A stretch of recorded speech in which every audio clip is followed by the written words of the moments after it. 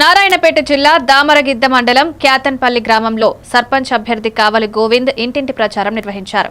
కత్తెర గుర్తుకు ఓటు వేస్తే గ్రామ అభివృద్ధిని ప్రాధాన్యమివ్వమని, గ్రామ ప్రజల సమస్యల పరిష్కారానికి ఎల్లప్పుడూ అందుబాటులో ఉంటారన్నారు. గ్రామ ప్రజలను గెలిపించుకోవాలని, ప్రతి సమస్యను త్వరగా పరిష్కరించడానికి తనపై విశ్వాసం పెట్టారని గోవింద్ ఇంటింటి ప్రచారంలో వివరించారు.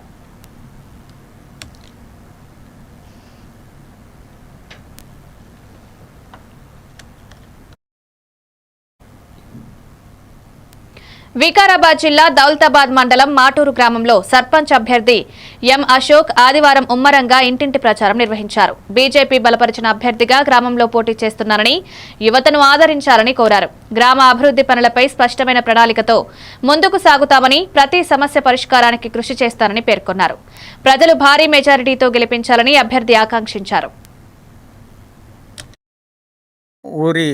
సర్పంచి అభ్యర్థిగా నామినేషన్ వేయడం జరిగింది.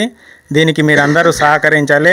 ఒకవేళ నేను యువకుని నన్నే గన గెలిపిస్తే మన ఊరు లోపల ఎటువంటి సమస్యలున్నా, ఎవరికి ఏ ఆపద ఉన్నా నేను ఉంటానని మీకు ఈ మీడియా ముఖంగా తెలియజేస్తున్నాను.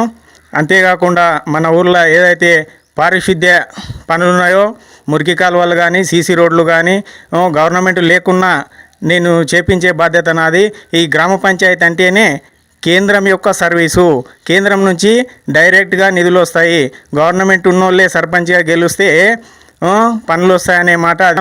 అదేవిధంగా మన గ్రామం లోపల ఎక్కడైతే మురుగు కాలువలు లేవు, డ్రైనేజ్ సమస్య ఉంది. ఇది ప్రధాన సమస్య. రోడ్ ఎంబడి నడుస్తుంటే మురుగు కాలువలు ఉంటాయి. వాటన్నిటినీ యువత చూసి చూడనట్టు ఉండొద్దు. ప్రశ్నించే తత్వం నేర్చుకోవాలి. ఎవరు ఏమంటారో అని చెప్పి భయపడవలసిన అవసరం లేదు.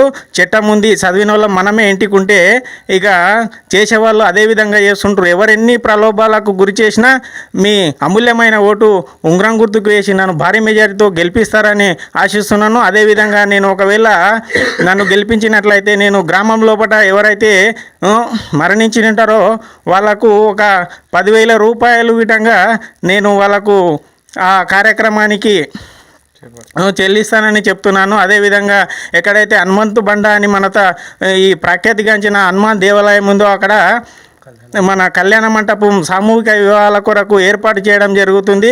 అందరికీ చేదుడు వాదుడుగా ఉండి మీ బిడ్డగా మీ ముందుకు వచ్చిన అందరూ నన్ను ప్రేమపూర్వకంగా విజయవంతంగా గెలిపించుకుంటారని ఆశిస్తూ ముగిస్తున్నాను. జై శ్రీరామ్. జై శ్రీరామ్.